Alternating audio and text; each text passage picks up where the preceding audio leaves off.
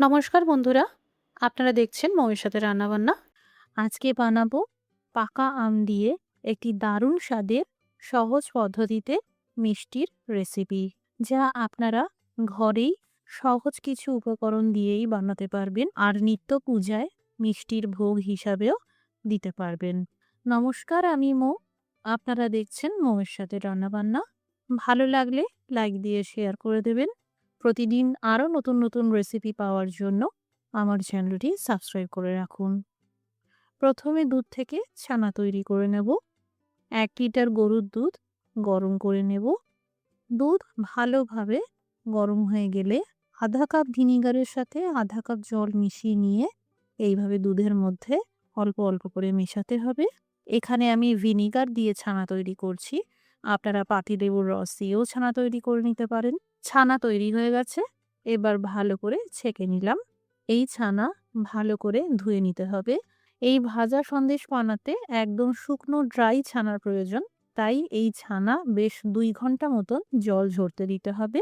যদি সেরকম হাতে সময় থাকে, সারা রাত একটা কাপড়ে বেঁধে কোথাও ঝুলিয়ে রাখবেন। ছানার জল সম্পূর্ণ ঝরে শুকনো হয়ে যাবে।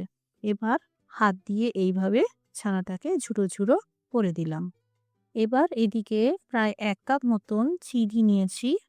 মিক্সার জারে একদম গুঁড়ো করে সুগার পাউডার তৈরি করে নেব। মোটামুটি 3 চামচ সুগার পাউডার এই ছানাতে দিয়ে দিলাম। এবার এখানে একটা বড় সাইজের পাকা আম নিয়েছি। খোসা ছাড়িয়ে নেওয়ার আগে পাকা আম খুব ভালো করে ধুয়ে নেবেন। আমের এই পাল্পগুলোকে কেটে কেটে একসাথে একটা জায়গায় কালেক্ট করে নিতে হবে আর মিক্সিতে পেস্ট করে নিতে হবে।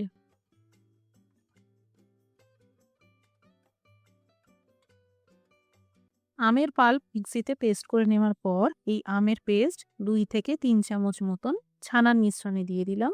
3 চামচ মতন হবে নারকেল বাটা দিয়ে দিলাম। আপনারা বাজারজাত কোকোনাট পাউডার ব্যবহার করতে পারেন।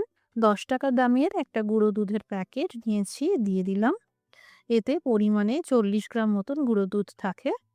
এবার ভালো করে এই সব উপকরণ মেখে নিতে হবে। এখানে গুঁড়ো চিনি ব্যবহার করলেই ভালো, এতে মিশ্রণটা ভালোভাবে মাখা হয়।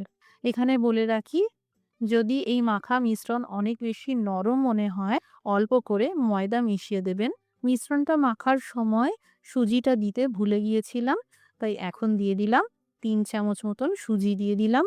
এই সুজি দিলে ভাজা সন্দেশ অনেক নরম তৈরি হবে।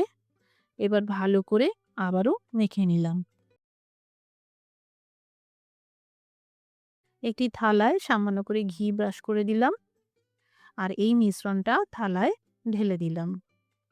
এখানে একদম চৌকো আকারে চেপে চেপে মসৃণ করে এইভাবে সেট করে নিতে হবে।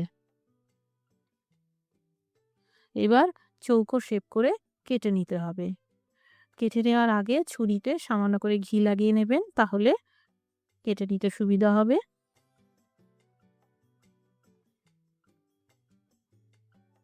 এবার এই এক একটা চৌকো পিস এইভাবে হালকা চেপে চেপে চারধারটা সমান করে নিতে হবে আর শেপটা একটু ঠিক করে নিতে হবে। এতে ভাজা সন্দেশগুলো দেখতেও সুন্দর লাগবে। এখানে আমি সন্দেশগুলোকে তেলে ভেজে নিচ্ছি। আপনাদের পক্ষে সম্ভব হলে ঘিতেও ভেজে নিতে পারেন, তাহলে এই ভাজা সন্দেশ খেতে আরও ভালো লাগবে। এখানে আঁচটা একদম কম করে ভাজতে হবে। এই ভাজা সন্দেশ জোর আঁচে ভাজলে অনেক বেশি কড়া হয়ে যেতে পারে, তখন আবার রস ঢুকতে সমস্যা হবে। একটা ব্যাচ ভেজে তুলে নিলাম। এবার বাকিগুলোকেও একই রকমভাবে ভেজে নেব। সন্দেশগুলো এখানে ভাজা হয়ে গেল। এবার চিনির রস তৈরি করে নেব। আধা কাপ মতন গুঁড়ো চিনি বেঁচে গিয়েছিল, দিয়ে দিলাম। আর এরই সাথে আরও আধা কাপ চিনি দিয়ে দিলাম। সুতরাং টোটাল 1 কাপ চিনি ব্যবহার করেছি। যতটা চিনি ততটাই জল দিতে হবে। এখানে আমি 1 কাপ জল দিয়ে দিলাম। একটা চটচটে চিনির রস তৈরি করে নিতে হবে। অনেকটা মধুর মতন চটচটে ঘনত্ব হতে হবে। অনেক বেশি ঘন করা যাবে না, না হলে আবার মিষ্টির রস সোক করতে পারবে না। এখানে চিনির রস তৈরি করে নিলাম। এবার আঁচটা বন্ধ করে দিলাম। এই চিনির রস গরম থাকতে থাকতেই এই ভাজা সন্দেশগুলোকে চিনির রসের মধ্যে দিয়ে দিলাম। ভালো করে চিনির রসের মধ্যে মাখিয়ে নিতে হবে। এইভাবে 10 মিনিট ঢাকা চাপা দিয়ে রাখতে হবে, যাতে ভাজা সন্দেশগুলো চিনির রস সোক করে নিতে পারে। এই ভাজা সন্দেশগুলো চিনির রসে ভিজিয়ে রাখতে পারেন, তাহলে আরও ৩-৪ দিন পর্যন্ত ভালো থাকবে। তৈরি হয়ে গেল পাকা আমের ভাজা সন্দেশ। বাড়িতে বানালে কমেন্ট করে জানাতে পারেন কেমন তৈরি হলো। রেসিপিটি দেখার জন্য অসংখ্য ধন্যবাদ। সবাই ভালো থাকুন, সুস্থ থাকুন।